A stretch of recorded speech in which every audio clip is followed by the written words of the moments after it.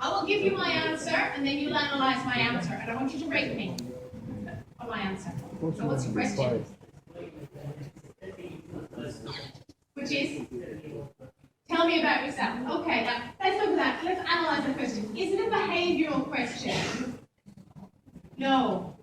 It's a very typical, obvious question in an interview, but it's not behavioural. But let's have a look at this before we sort of launch into the behavioural then. Because there are a series of questions that we know we're going to be asked in interviews. What are your strengths and weaknesses? Tell me about yourself. What do you know about us? Why do you want to work for us? Those sorts of questions. When you Google interview questions, those are the sort of things you're going to get.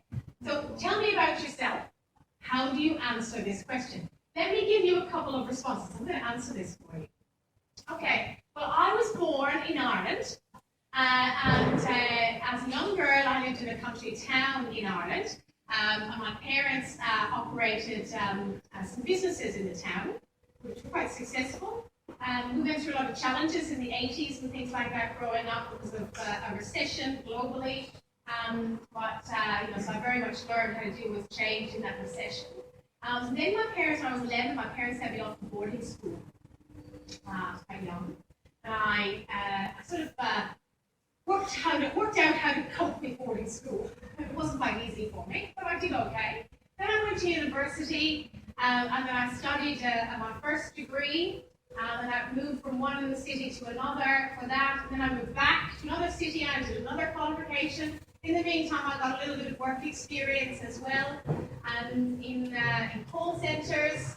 And then I went with my answer here. Too long history. Yeah, it's not really relevant. It's not really relevant. Yeah. Another answer could be that I live in St Kilda, I've got 6 cats, and I enjoy cricket, or whatever it might be. So again, it's definitely an answer to tell me about yourself, Jill. You know what I mean? It's a genuine answer. So how do we answer this question? Let me give you another response. Is anyone willing to offer a response to this question, a better response than I gave? Tell me about yourself. It's not to read the resume?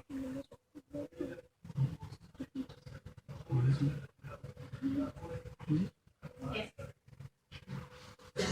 How many interviewers do you think fully read your resume? No. Yeah, I'm sure a lot do. But I know when I interview, I want you to bring the resume to life. So there's pros and cons there for communicating things that are already on your resume. So let's answer this and again, let's analyze my answer to this particular question. Tell me about yourself. Well, at the moment, the job that I'm doing involves working with a lot of people who are doing a professional youth program. And I'm working collaboratively with the ACS, and we put together a series of events for professional youth programs.